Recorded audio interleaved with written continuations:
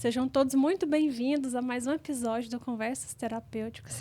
Se você ainda não está inscrito no canal, por favor, se inscreva, curta, comente e compartilhe para que mais histórias como essa de hoje cheguem a mais pessoas, para que a gente aprenda a acessar as nossas ferramentas, nossos recursos internos para superar as mais diversas situações que a vida apresenta para nós.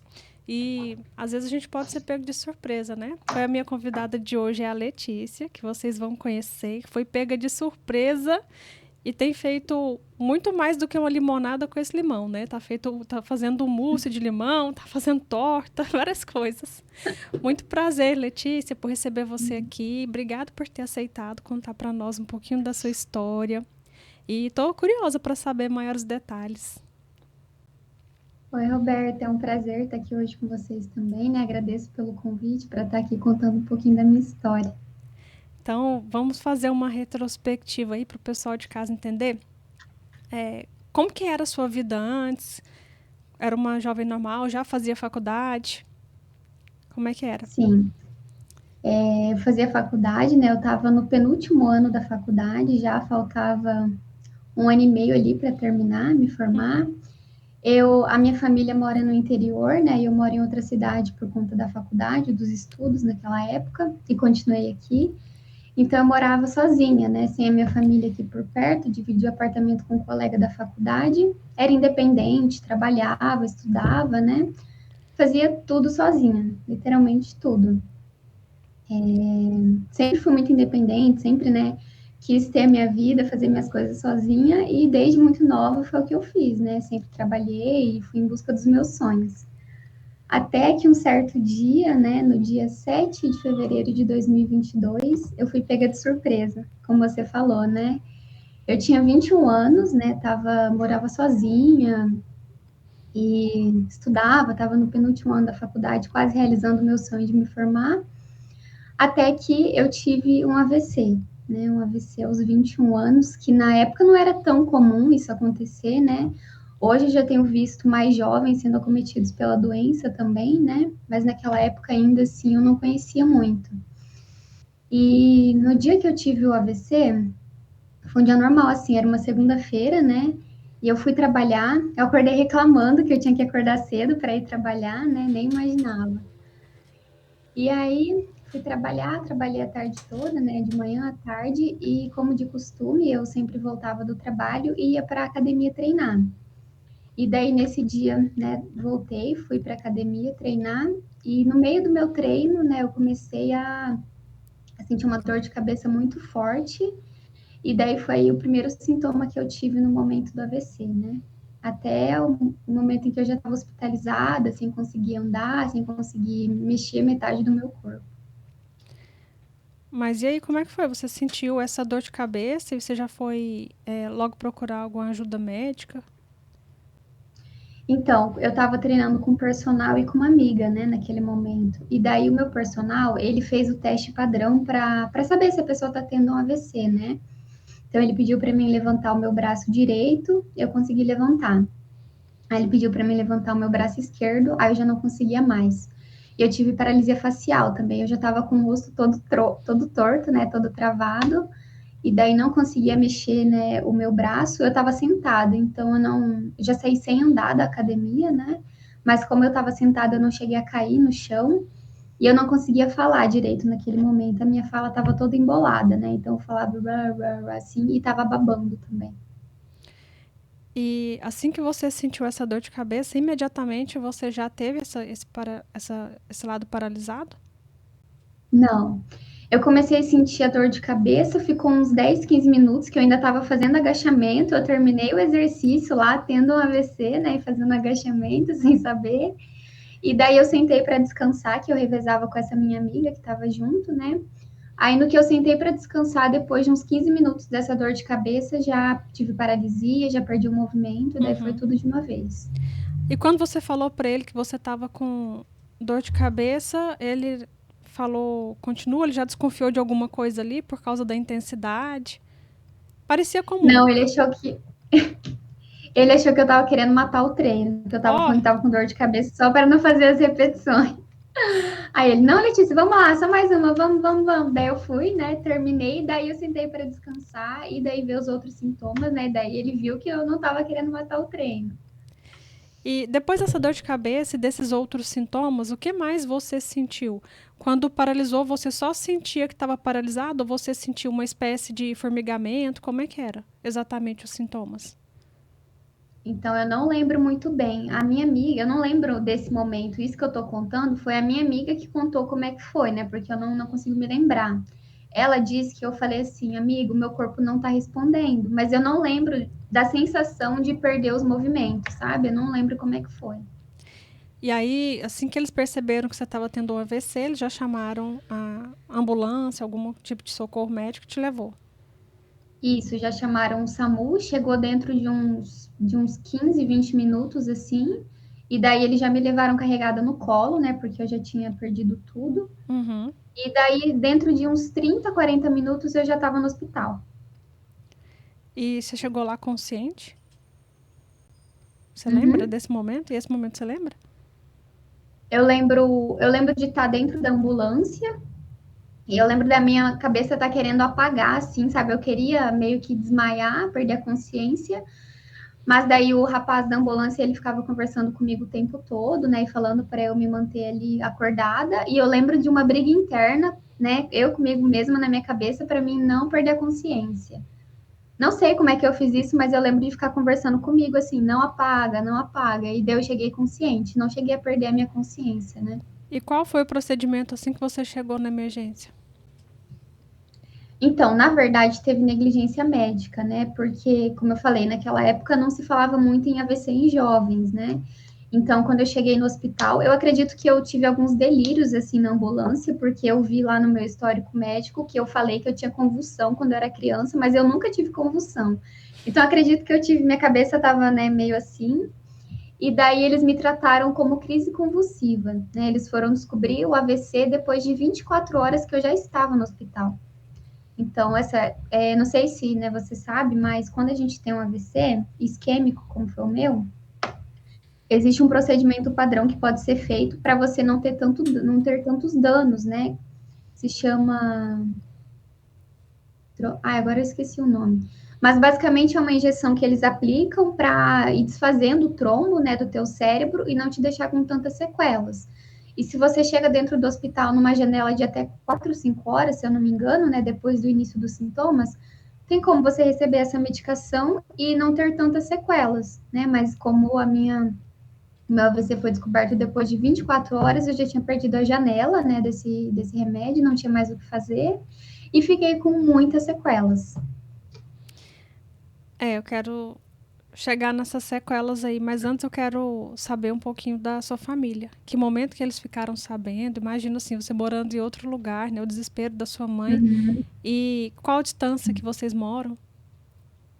Não é muito longe, não. É dar uns 80 km, assim, 1 hora de viagem, mais ou menos, Uhum. sabe? E a minha mãe estava grávida quando eu tive o AVC. Ela estava grávida de 4 meses, né? E a minha amiga, ela não quis avisar direto para minha mãe, porque ela ficou com medo de ser um choque muito grande, né? E acontecer alguma coisa por conta da gestação. Então, ela foi muito esperta, assim, muito rápida, né? E daí ela ligou pro meu padrasto, né, para avisar que eu estava na academia treinando e do nada eu perdi o movimento do meu corpo. Naquele momento ela ainda não sabia que era um AVC, né? Então ela só ligou pro meu padrasto, falou o que tinha acontecido, que era para eles virem para cá, que eu já estava no hospital e ela já tinha autorizado o meu internamento, né, que eu estava sem documento, sem celular, sem nada. Naquele dia que eu fui treinar e tive o AVC. E daí eu na minha cabeça, assim, como é meio confusa as lembranças, né? Mas eu falei para minha mãe que na minha cabeça parece que eu tinha ficado um dia sozinha lá, a primeira noite, né? Mas a minha mãe disse que desde, né, que ela ficou sabendo, eu cheguei no hospital umas 5h30 e minha mãe chegou lá desde que ela ficou sabendo, daqui para cá, eu acho que umas 7 horas da noite. E daí, desde esse momento, ela ficou comigo o tempo todo, né? Inclusive, tem até uma coisa engraçada que aconteceu. Que não foi no primeiro dia, eu acho que eu já estava internada fazia uns 4, 5 dias, né? E daí eu tava sem celular ainda. E daí eu pedi o celular da mulher que estava internada comigo, né, para mandar uma mensagem para minha mãe. Foi no segundo dia, porque eu fiquei na UTI e daí na UTI não podia receber visitas, né? E daí, quando eu saí da UTI, eu pedi o celular dela para mandar mensagem para minha mãe, para avisar que eu já tinha saído da UTI, que ela podia vir me ver. E daí eu pedi para ligar, não foi para mandar mensagem, pedi para ligar. E daí no que ela ligou, eu não sei o que aconteceu, assim, parece que acabou o crédito, e daí ela falou: "Ah, acabou o crédito". E minha mãe, ela atendeu, só que ela só ouviu o acabou. E daí já desligou o telefone, né? Que ela tinha achado que tinha acabado o crédito. E nisso minha mãe já estava vindo para Cascavel para me ver. Aí minha mãe ficou desesperada. Ela disse que achou que eu tinha morrido, né? Que ligaram falando assim: acabou, acabou o quê? Ela morreu. Aí ela falou que ficou desesperada, que ela veio chorando o caminho inteiro e rezando o caminho inteiro para que não tivesse acontecido nada, né? E daí, depois que eu tentei ligar e não deu certo, eu mandei uma mensagem, mandei um áudio chorando, até tem um áudio aqui ainda, falando assim: mãe, vem me ver, eu já saí da UTI, né? E daí disse que quando ela ouviu o áudio, ela ficou super aliviada, né? Tipo, nossa, ela não morreu. Eu acho isso muito engraçado, coitado. Nossa, eu imagino o desespero. Eu tenho um filho de 23 anos e também tenho uma bebezinha. Então, eu também, assim, quando ele tinha 21, eu estava grávida também. Mesma coisa. Imagina o desespero. Deus que me livre. É até, para uma mãe, assim, até difícil de ouvir um relato assim e não se colocar no lugar, né? Aí você ficou lá esses dias na UTI? Foram quantos dias no total? Quanto tempo de internação? A minha internação, ela foi bem tranquila, assim, eu não tive muitas intercorrências, né? Graças a Deus. Eu fiquei 10 dias internada no total e fiquei um dia na UTI. E quando é que você descobriu, no momento que você descobriu que era AVC, o que você passou pela sua cabeça, assim? Você já pensou nos desafios que você ia enfrentar? Você estava ciente de tudo? Como é que foi? Não, eu nem sabia o que que era um AVC quando eu tive AVC, eu não fazia ideia, assim, nunca tinha ouvido falar, sabe? Nunca fui pesquisar, porque não era algo que fazia parte da minha rotina, assim, né? Então eu nem sabia o que era um AVC. Na minha cabeça, eu ia me recuperar super rápido, né? E em uma semana minha vida estaria normal. Eu não entendia as consequências de uma doença neurológica como um AVC, né? Naquele momento. E quando eu descobri, aí que o bicho pegou, né? Como você descobriu? Lá ainda te Então, contaram todos os detalhes ou eles ficaram te poupando?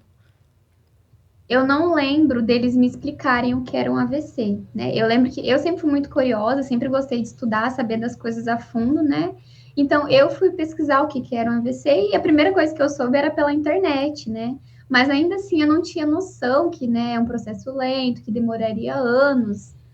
Então, né, eu não lembro deles me explicarem no hospital o que era um AVC, porque lá no hospital eu praticamente só dormia, sabe? 24 horas. No início da lesão, a gente fica muito, muito, muito cansado e você praticamente só dorme, pelo menos nos primeiros dias, né? Comigo foi assim. E aí eles falaram para minha mãe, né, sobre a extensão da lesão para minha mãe e para o meu pai. E a minha lesão foi muito, muito extensa, né? Foi uma lesão muito grande. E eles falaram assim que talvez eu nunca mais voltaria a andar. E nem a ficar sentada, né? Porque eu não ficava nem sentada como eu tô aqui agora, né? Eu ficava, tipo, caindo assim, não sustentava o meu tronco, né? E o meu prognóstico foi esse, que eu nunca mais voltaria a andar e que eu nem ficaria sentada de novo um dia, né?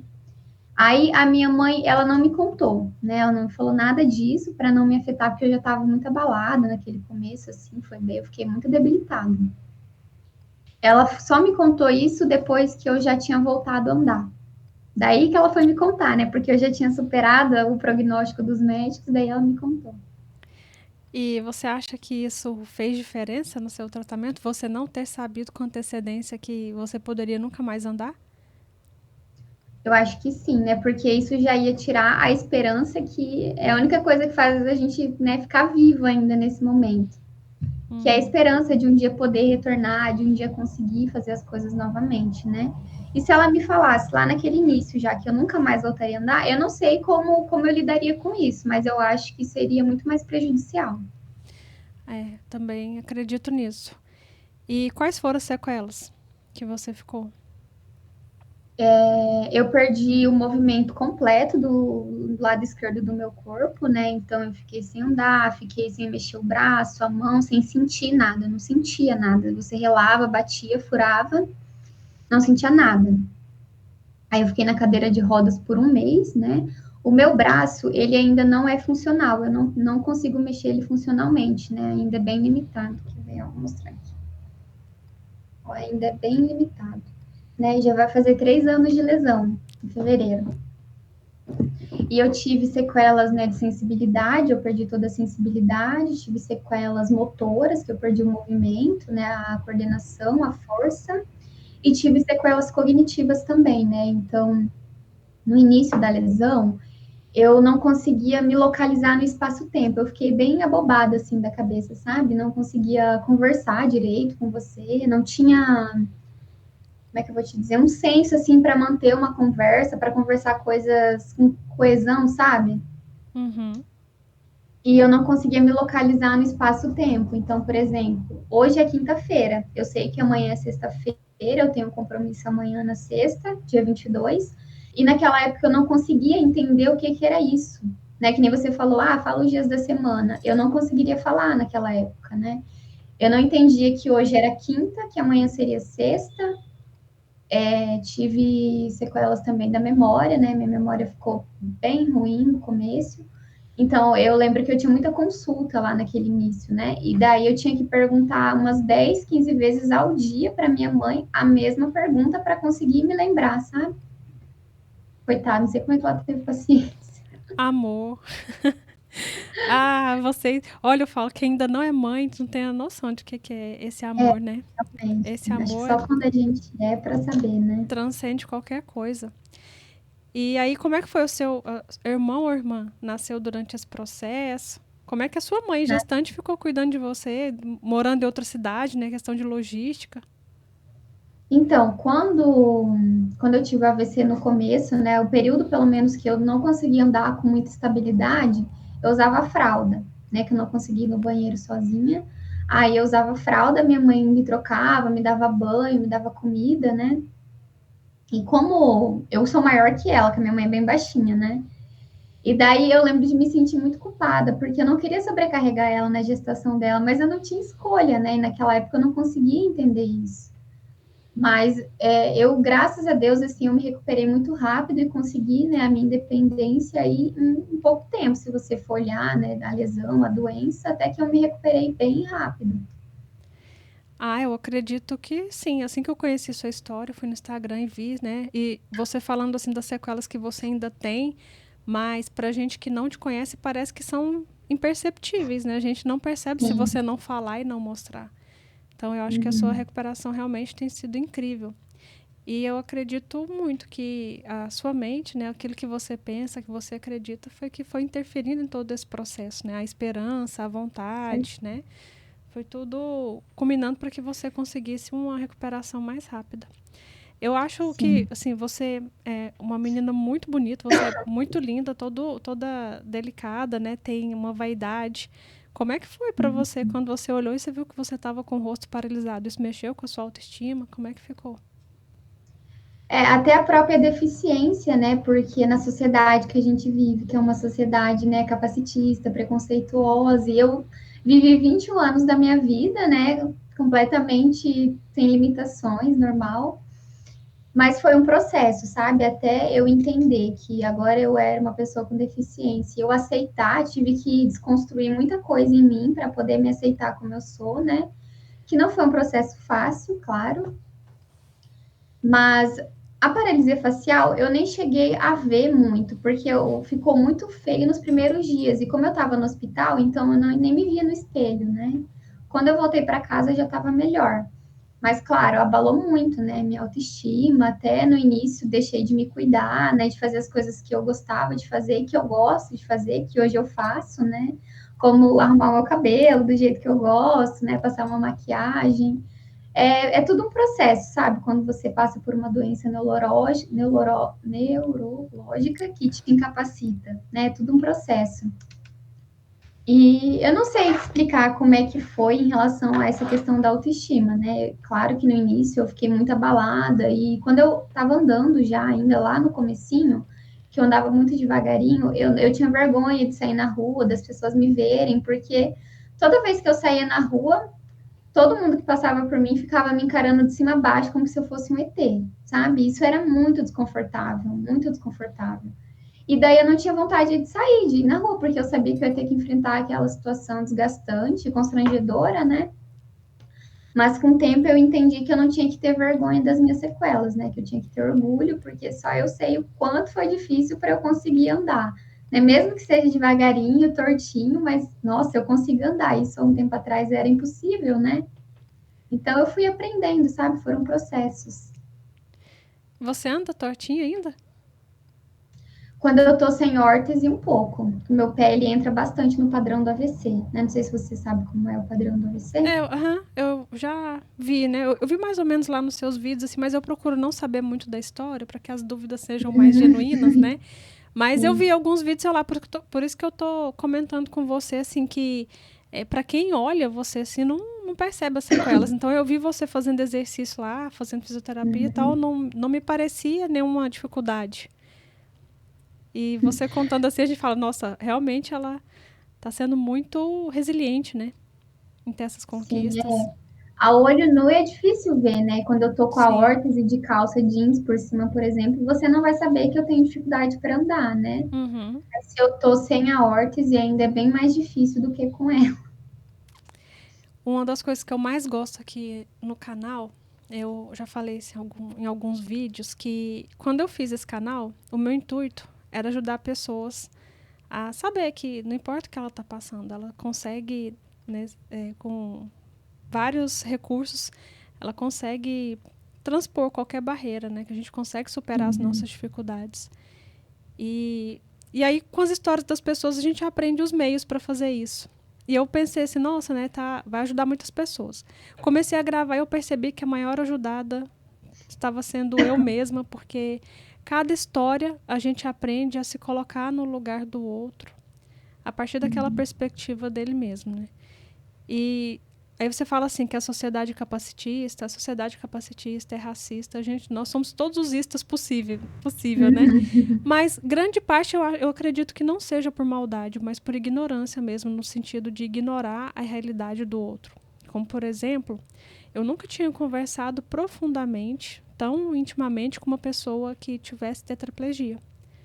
Já tinha alguns amigos assim nessa condição, mas não são coisas que você não conversa, não vai fazendo perguntas assim como numa entrevista a gente faz, né?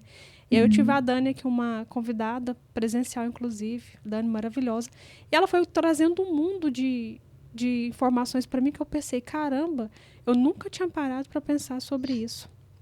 Depois eu entrevistei esqueci, me deu um branco no nome dela agora. Gente, acho que é Larissa, que ela é psicóloga também. E o caso dela foi que ela sofreu um acidente e agora ela mexe só os olhos. E ela foi me falando umas coisas também que eu fiquei assim, como que eu nunca pensei nisso antes? Então, assim, eu estava sendo capacitista também, mas não por maldade, mas por falta de conhecimento. Como, por exemplo, ela foi falando as coisas assim, quem vende, vamos supor, fruta pronta, já cortada, para mim facilita demais, tal. Então, assim, às vezes a gente vê, eu já vi, o exemplo que ela deu não foi esse, foi um outro lá que eu não me recordo agora, mas a gente vê isso, as pessoas comentam, mas a pessoa é o cúmulo da preguiça, que não sei o quê, Preguiça, né? sem a gente imaginar que pessoas que às vezes precisam desse cuidado e não tinha antes, tem alguém se preocupando com isso ali, né? Exatamente. Então, no seu caso, eu acho que, assim, quando você fala, igual lá no seu Instagram, você fala muito sobre o assunto, acho que ajuda isso, a tirar a cortina da ignorância que tem dentro da gente, para a gente entender como que o universo do outro, até para a gente ajudar melhor, pensar em políticas públicas, né, para melhorar o acesso, para melhorar as condições, os direitos. Eu acho que isso é muito importante. Por isso eu me sinto muito agradecida por você ter aceitado o convite para falar para a gente aqui um pouco, porque muitas pessoas que assistem acabam fazendo reflexões. Assim como eu Sim. faço aqui, as pessoas acabam refletindo também. Elas me mandam mensagem contando o que aprenderam. E eu quero saber você, particularmente. Letícia, você é uma menina muito jovem, mas muito amadurecida. Então, quais foram as reflexões que você fez desde então? Assim, o que, que você acha que de bom? Muita gente acha estranho falar isso, né? Mas sempre Aham. é tudo dual, né? Então, alguma coisa de bom sempre tem na situação terrível. O que de bom que te trouxe? Quais foram as reflexões que você fez? Olha, eu aprendi, né, muitas coisas boas. Eu falo que o AVC ele trouxe não só coisas ruins, mas coisas boas também, né? Eu acho que a principal foi poder. Geralmente, quando a gente é jovem, a gente não pensa tanto na importância da família ou não valoriza tanto, né? E eu acho que nesse momento que eu tive o AVC, que a minha família foi a base principal, né? Minha família e Deus, para que eu pudesse estar onde eu tô hoje.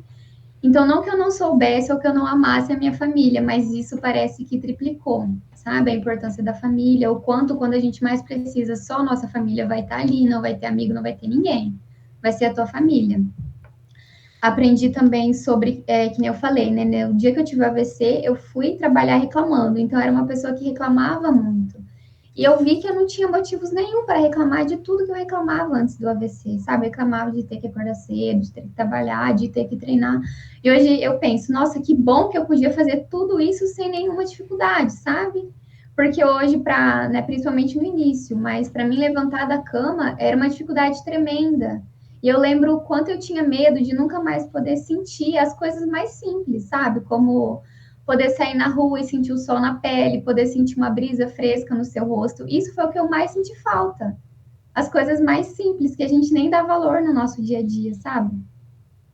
Isso foi algo que me marcou muito, essa falta, isso de perder, isso que a gente não valoriza no dia a dia, né? Então, eu chorava, quantas vezes eu chorava porque eu queria poder andar e poder sair na rua e sentir o sol na minha pele. Eu queria sentir o sol na minha pele, eu queria sentir uma brisa fresca no meu rosto e eu não podia. E eu lembro, realmente assim, é inexplicável falar como é você não poder ter isso que é tão simples e que você tem todo dia no seu dia, mas você não valoriza, sabe?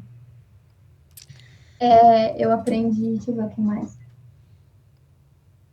Eu acho que é valorizar o momento presente, né? Porque geralmente a gente vive numa pressa constante, assim, todo mundo muito ansioso, né?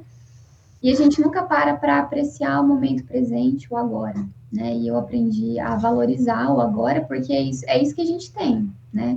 Então, naquele dia que eu acordei reclamando de ter que trabalhar, aquele foi o último dia que eu pude trabalhar sem nenhuma limitação física, sem nenhuma lesão no meu cérebro. E eu acordei reclamando e não valorizando que eu tinha saúde para ir trabalhar, para ir treinar, para estudar, né? Então, a gente está sempre reclamando, não sendo grato pelas coisas que a gente tem, né?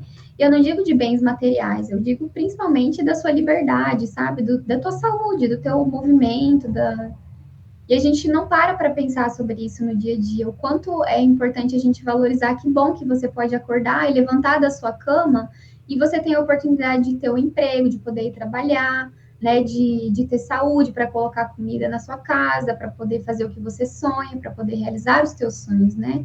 Que bom que você tem saúde e tem essas oportunidades, mas a gente geralmente mais reclama do que agradece, né? Isso aí foi uma coisa que virou uma chave dentro de mim também, principalmente quando eu conheci a história da Bianca, que tem um tumor cerebral e está em cuidados paliativos. Só que ela tem um buraco aqui na cabeça dela e que tem que ficar muito limpo e não pode ficar sujeira nem nada, porque é direto no cérebro dela. Pelo buraco você vê o cérebro dela. Então ela tem que ficar sempre com a cabeça raspada, cuidando muito da higiene ali para não pegar uma infecção. E a maior luta dela era para conseguir fechar essa ferida para ir para casa, ficar com os filhos dela, que ela tinha 2 filhos pequenos e não conseguia conviver com eles por causa disso. A partir desse dia, eu não reclamei nunca mais de ter que secar o meu cabelo. Eu tinha muita preguiça de secar meu cabelo. Aí toda vez que eu lavava o cabelo, ficava, ai, tem que secar. Aí eu lembrava da Bianca, eu falava, não, graças a Deus eu tenho um cabelo, vou secar. E É essas verdade. histórias ajudam a gente nisso, né? A gente a perceber que a gente reclama muito em vão. Tava conversando com uma amiga ontem e ela falou assim pra mim que não consegue assistir os vídeos do canal porque são histórias muito mórbidas, porque são histórias de sofrimento e dor. Aí eu falei pra ela assim, eu acho que depende muito de onde está o nosso foco. Porque se a gente focar no problema, a gente vai achar realmente muito doloroso. Mas se a gente focar nas lições que tem por trás, né, no que a pessoa aprendeu, no que ela pôde passar de ensinamento, no que ela fez para superar, para ensinar a gente a superar também, ser mais resiliente. E aí a gente muda totalmente a visão. E eu não assisto os vídeos aqui, eu assisto os vídeos depois, eu não assisto com morbidez, mas com a felicidade de saber que alguém superou as dificuldades que vivenciou e está num outro degrau da vida hoje. né? Tá no outro patamar. Porque o foco aqui é sempre contar a superação, né? Não é a pessoa que... Não significa que a pessoa superou e está ótima, mas significa que ela está no caminho da superação, né? Que ela está vencendo os obstáculos. Exatamente. Você sente isso também, que se você tá no caminho, então as pessoas te olham com pena, você sente isso? Que elas te olham com essa sensação de morbidez, ou você acha que elas te olham mais com admiração pelo que você está vencendo? Olha, no início era mais esse olhar de dó, de coitadinha, né? Tão jovem, perdeu a vida pela frente. Porque é isso que as pessoas pensam. Nossa, que uma pessoa que teve um AVC é uma pessoa acamada, né? E justamente por isso eu compartilho a minha história nas redes sociais para mostrar que existe vida após um AVC, né? Que o AVC não é o fim, que você não morreu, que você tá ali, que você tem que viver e tem muita coisa para ser vivida, né? Inclusive, nossa, eu já voltei a fazer tudo, né? Um dia eu precisei usar fralda e precisar de ajuda para tomar um banho. Hoje eu faço tudo sozinha, né? Eu consegui voltar para a faculdade, consegui me formar. Hoje eu sou neuropsicóloga e eu trabalho com outras pessoas que passaram pelo mesmo problema que eu, né? Pelos mesmos desafios neurológicos e ajudo elas a ressignificar o processo delas, né? Tornar um processo um pouco mais leve dentro do possível. E eu já voltei a fazer tudo o que eu sonhava, né? Voltei a morar sozinha, consegui voltar para a faculdade, me formar. Hoje sou uma pessoa, acho que muito mais madura, muito mais grata pela vida, né? Eu faço tudo que eu fazia antes, eu já voltei a fazer, né? A única coisa hoje que me impede ainda mais assim é a questão do movimento do meu braço, da minha mão, né? Que como eu mostrei ainda não é funcional. Mas eu também sou muito criativa e eu já dei um jeito de adaptar tudo que eu preciso fazer usando as duas mãos para fazer com uma só, né? Então hoje eu sou 90% independente, porque tem coisas que não tem como adaptar, né? Mas 90% eu já adaptei e faço tudo que eu preciso. Isso que eu acho incrível, assim, a capacidade humana que a gente tem de superação mesmo, né? Você vê aquelas pessoas que não têm os braços e conseguem fazer tudo com os pés, com as pernas. Eu fico pensando, gente, como, né? Porque é uma coisa incrível, admirável mesmo, porque eu tenho dificuldade de levantar as pernas, né? Tô com uma coluna de uma idosa que já digo dificuldade de levantar as pernas, e elas conseguem ter uma destreza, faz maquiagem com os pés, eu mal consigo fazer com as mãos, né? Basicamente. E isso é a capacidade que a gente tem de adaptação, né? Isso é incrível. Mas antes de ter o AVC, você tinha pensado, levantado a possibilidade de se tornar neuropsicólogo, ou foi influenciada pelo que você vivenciou? Foi totalmente influenciada, né? Como eu falei, eu não sabia o que era um AVC. E daí, como eu não sabia, e eu sou muito curiosa, eu queria entender o que estava acontecendo comigo, o que estava acontecendo com o meu corpo, com o meu cérebro. E eu fui estudando e fui ganhando um amor pela área da neuro, sabe? Daí eu falei, já sei, quero ser neuropsicóloga. E no estágio da faculdade, eu tive a oportunidade de trabalhar com uma mulher que teve AVC. E daí nisso foi o principal, assim, para falar, nossa, eu quero trabalhar com pessoas que tiveram lesões neurológicas, né?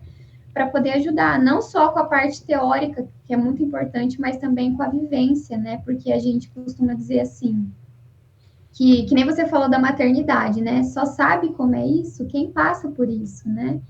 E a gente, dentro do contexto de lesão neurológica, doença neurológica, a gente tem essa mesma crença, né? Você só vai saber, por mais que eu esteja te contando aqui, você vai talvez imaginar, mas você nunca vai saber como é passar por isso, entende? Então, realmente, só sabe quem passa.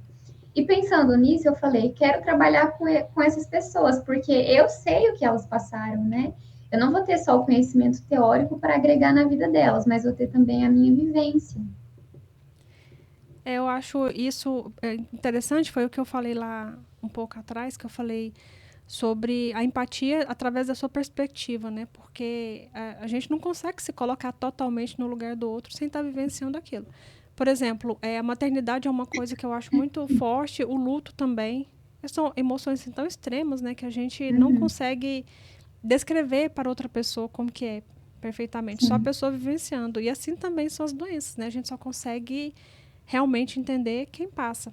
E por isso que eu acho que às vezes acontece muito da invalidação da dor do outro. Porque a gente não consegue se colocar no lugar completamente. Às vezes a pessoa está reclamando ali. Isso me lembra muito a história de um primo que ele era bem pequenininho e não queria calçar, não queria ficar de sapato. Ele queria porque queria tirar o sapato. E minha tia obrigou ele a ficar de sapato. Não, você não vai ficar descalço, né? A gente tá saindo, na rua tem que ir de sapato, não vai tirar. Quando chegou em casa com ele, e ele assim, meio mancando assim, ela pensou que era ele que tava fazendo uma chantagenzinha para tirar o sapato. Quando chegou em casa, o pé dele tava puro sangue, porque tinha uma pedra no sapato dele, por isso que ele queria tirar. Coitado. Ela falou que se Meu sentiu Deus. tão culpada, se sentiu tão mal por isso, que depois, todas as vezes que eles falavam que não queria alguma coisa, ela começou a observar se não tinha algum incômodo, né? E eu acho que é justamente isso, assim, a gente não consegue perceber o que o outro está sentindo, porque às vezes a gente não consegue ouvir com qualidade, né? E validar o que ele está sentindo. Mas você está sentindo isso? Como que é, né? O que está passando aí? Né? Que se ela talvez tivesse pegado ele, que ele era basicamente um bebê ainda, e falar, por que você não quer calçar? Mamãe, vê, o que tem aqui? Eu teria percebido da pedra. Mas, assim, não a culpando nem responsabilizando, porque aquilo era outra época, né? Jamais teria tido essa visão. Mas eu acho que é uma lição que ficou para mim, assim, que eu procuro sempre fazer isso com minha filha, né? Com meu filho, assim. Eles estão reclamando de algum incômodo, eu não imponho mais, eu fico olhando. Até hoje eu mandei um áudio para uma amiga falando sobre aprender com a dor ou aprender com o amor. Aí ela falou assim, por que a gente só aprende com a dor, né? Falei, não. Falei, lá no canal, por exemplo, quando as pessoas me contam as histórias dela, eu estou aprendendo pelo amor. Pelo amor, porque eu não preciso passar por aquela dor para entender o que elas entenderam, né? E aqui eu acho que o propósito do canal é isso também, ensinar pelo amor, né? Pelo amor de vocês que compartilham com a gente aqui, os entrevistados, e pelo amor de quem está aberto a aprender. Tem uma frase que eu não lembro agora, mas que diz muito sobre isso, né? Que o que vai definir o problema é a forma como você lida e enxerga ele, né? Então, por exemplo, o AVC, eu poderia ter todas as razões para desistir da minha vida, para desistir dos meus sonhos, né? Mas eu não olhei por essa lente da dor, né? Eu olhei pela lente do amor. E eu tive uma influência também muito espiritual, né? De uma relação com Deus, o quanto ele me fortaleceu também. E eu pude aprender muita coisa, né? E eu sempre tentei, desde o início, eu sempre tentei tirar as coisas boas do AVC, né? Então, quando eu estava internada ainda, a primeira oração que eu fiz foi a seguinte: eu pedi para Deus me mostrar o que eu tinha que aprender com aquela situação, o que eu tinha que ver que eu não estava enxergando, né? E assim ele tem feito, sabe? Hoje eu não vou te dizer que eu não tenho, né, as minhas dificuldades, as minhas dores, mas eu sou muito grata pelo que me aconteceu, porque eu pude me transformar em outra pessoa, né? E eu prefiro mil vezes a versão da Letícia de agora, né? A Letícia que sabe agradecer e não acorda reclamando das coisas, do que a Letícia de antes. E se eu não tivesse passado pela experiência do AVC, talvez eu nunca teria mudado, né? Talvez seria até pior. Então, hoje eu sempre tento enxergar tudo pelo lado positivo da minha vida, sabe? Você já tinha essa vivência espiritual anteriormente? Ou você começou a se estreitar mais esses laços depois? Eu tinha já, só que eu estava meio afastada, né? Daí, quando eu tive o AVC, foi que eu fui me reaproximando e hoje estou nesse caminho ainda, né? De ter essa intimidade com Deus, de me reaproximar. É através de alguma religião? Sou católica. E isso é uma outra coisa que eu vejo até agora em 100% dos entrevistados aqui.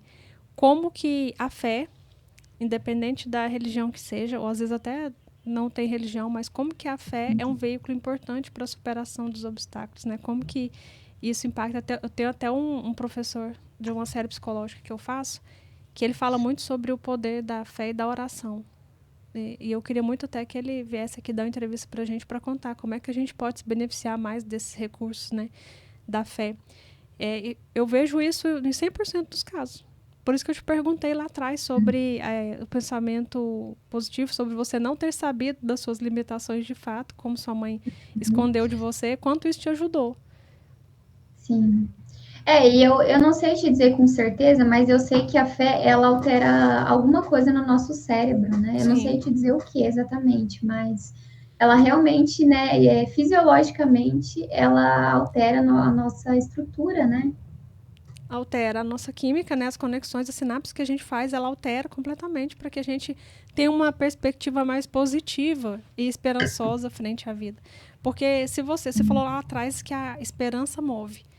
De fato, porque se você não tem esperança mais, Você vai reabilitar para quê? para quê? Né? Ou vai fazer um exercício para quê? Se eu não vou me reabilitar, por que eu vou continuar fazendo exercício? Exatamente. Então, para você fazer, você tem que ter uma motivação, né? E muitas vezes a motivação que você vai ter é a tua esperança, né? De eu posso melhorar, eu posso evoluir. E por eu ser muito jovem, acho que isso foi um fator que contribuiu muito, porque assim, né? Eu tenho muitos sonhos ainda para realizar, e naquela época mais ainda, né? Então, eu queria voltar para a faculdade, eu queria me formar, eu queria atuar na minha área, né? Eu queria voltar a treinar, eu queria ter um físico saudável, né? Eu quero casar, quero construir uma família, então eu tenho muitos sonhos ainda para ser realizado, né? E é isso que me move a continuar e a não desistir.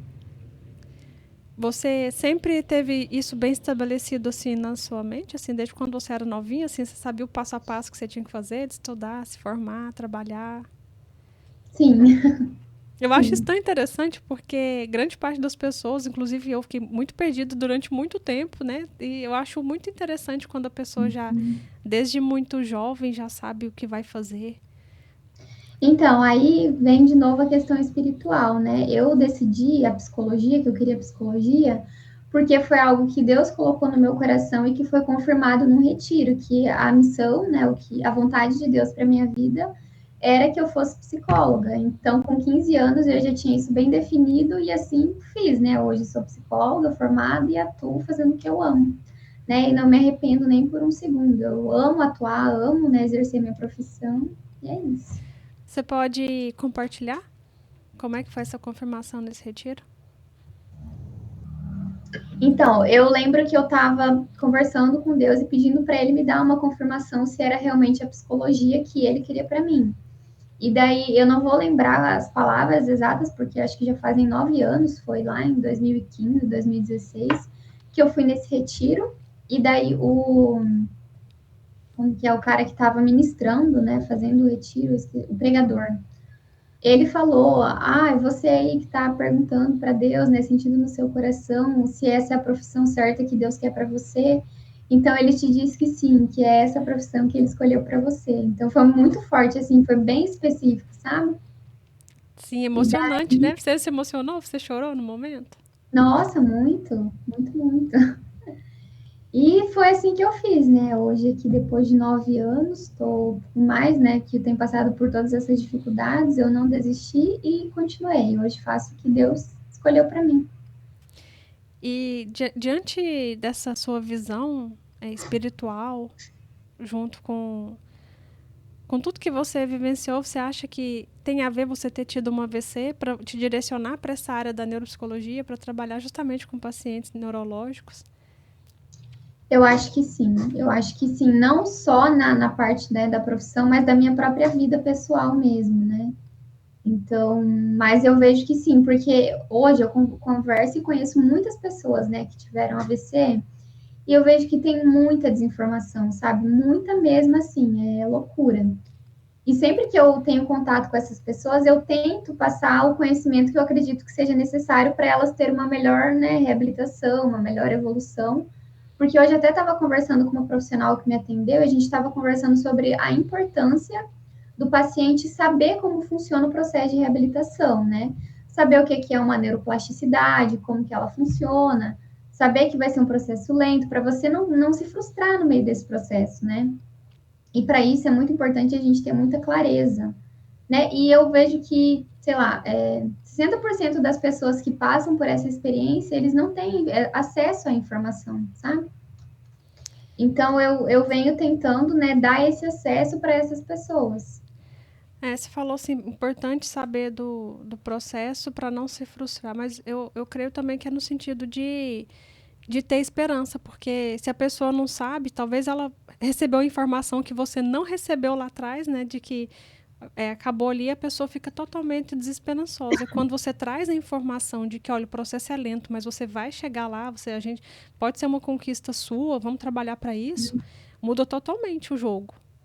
Você não acha? Com certeza, e até mesmo, né, que nem eu posto os vídeos da minha evolução, e isso é uma coisa que eu também via no começo. Eu queria ver a evolução de outras pessoas, porque isso me dava esperança. Falei, nossa, se ela conseguiu, eu também posso conseguir, né? E é justamente isso que a gente procura muito dentro, né? A gente tem uma comunidade muito grande, né, de AVCistas, que a gente se apoia, a gente se ajuda, né? E é muito importante as pessoas terem essa informação e saber que é possível, né? Que nem eu falei. É saberem que existe vida após AVC, que não é o fim da linha, né? A doença. É assim, quando a gente falou sobre o capacitismo, tem até uma história interessante com a Dani também, essa que ficou tetraplégica, porque quem vê ela não acredita que ela teve uma lesão do tamanho que ela teve, porque ela já teve conquistas muito surpreendentes. E aí ela estava aqui pessoalmente no podcast, a gente foi tirar uma foto, e aí a cadeira dela não tem aquele braço, né? Cadeira de rodas dela. Aí eu falei, Dani, você nem tem aquele negócio de braço para apoiar aqui, para deitar em você, para tirar uma foto, né? Tô bem folgada aqui. Ela falou assim para mim, você não sabe o quanto eu lutei para ter uma cadeira que não tem aquele braço. Eu falei, é? É melhor não ter o braço? Achei que era bom para apoiar tal. E ela foi falar, não, essa aqui significa que eu consegui um controle de tronco que eu jamais imaginaria ter.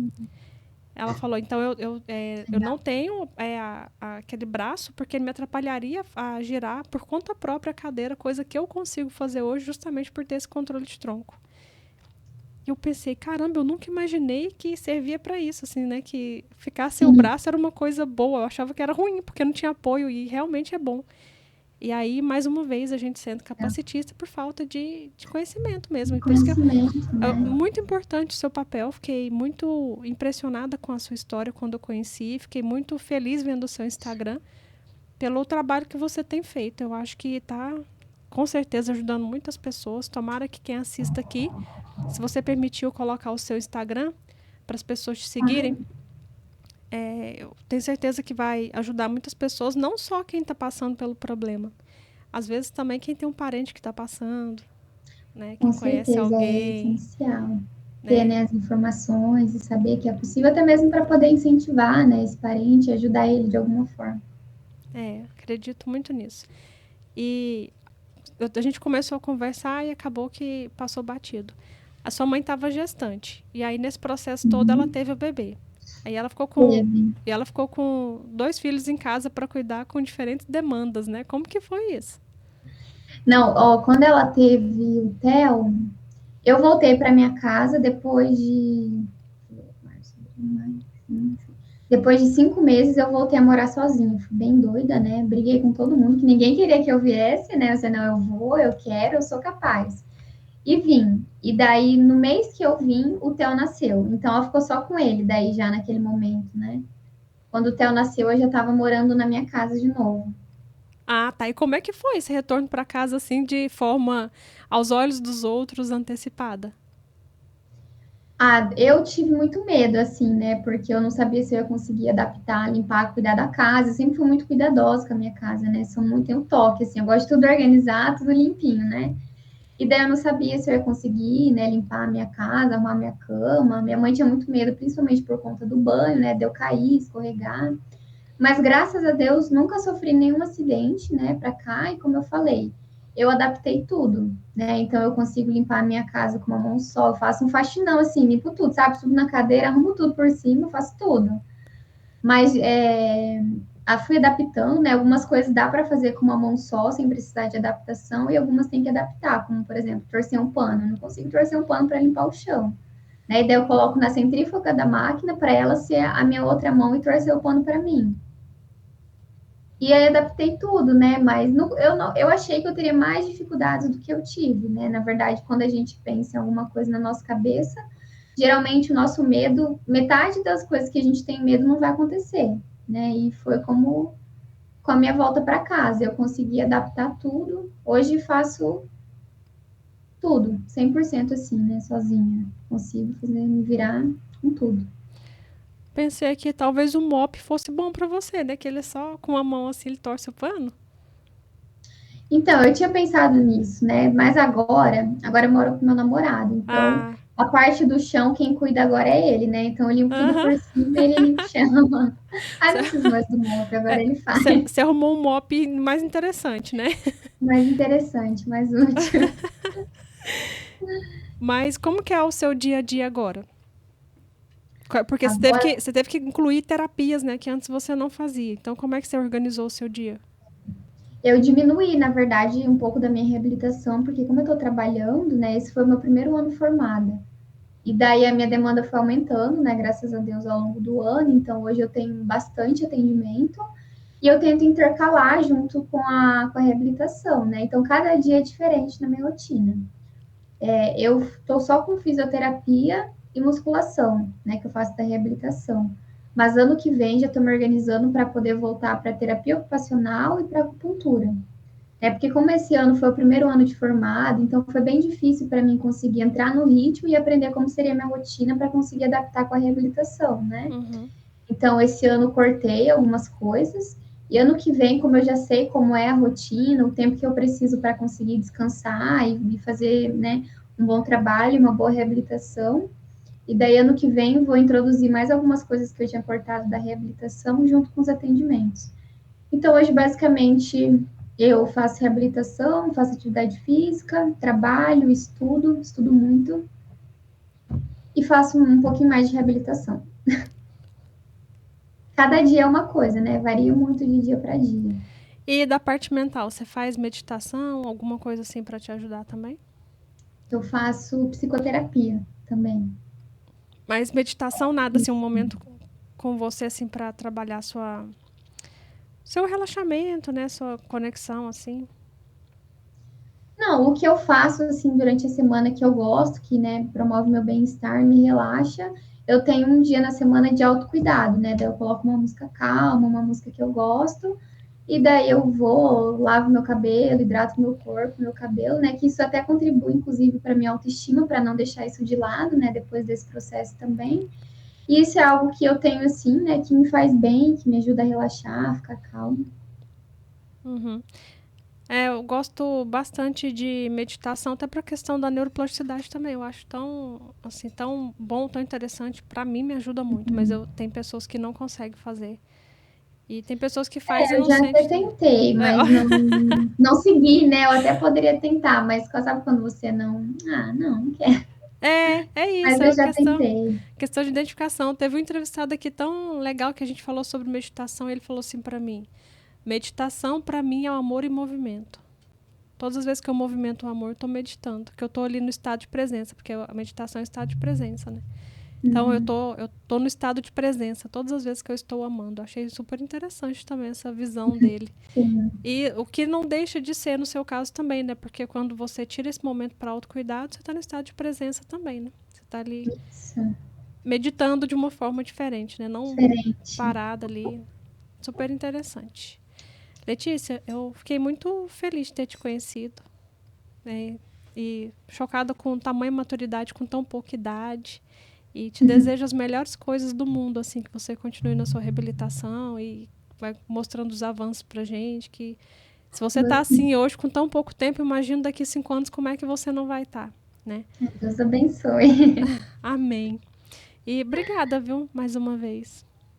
Obrigada a você, Roberta, pela oportunidade, né, de estar aqui trazendo a informação que eu acho super importante.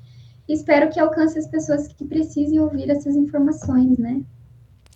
Eu não tenho dúvida. Antes de vir pro programa, eu sempre venho fazendo oração e pedindo para que não precisa chegar para uma multidão, mas que chegue para os corações daqueles que estão precisando dessas mensagens aqui, né? Que alcance quem precisa. Exatamente. E é isso que eu desejo. Obrigadão, tá? Obrigada a você, Rô. Um beijo, até Beijo, mais. até mais. Tchau. Esse foi mais um episódio do Conversas Terapêuticas. Mais uma vez eu vou pedir para você que você não curtiu ainda, curta aqui, comenta e compartilhe, como eu disse, para que esse vídeo chegue a pessoas que estão precisando dessa mensagem. E se você também tem uma história ou conhece alguém com uma história de superação, você pode mandar para o meu Instagram ou comentar aqui abaixo do vídeo. Meu Instagram é @robertaperezterapeuta. Manda para mim a história lá, o contato da pessoa ou sua própria história, que eu vou ficar muito feliz de contar aqui no programa. A gente se vê no próximo episódio.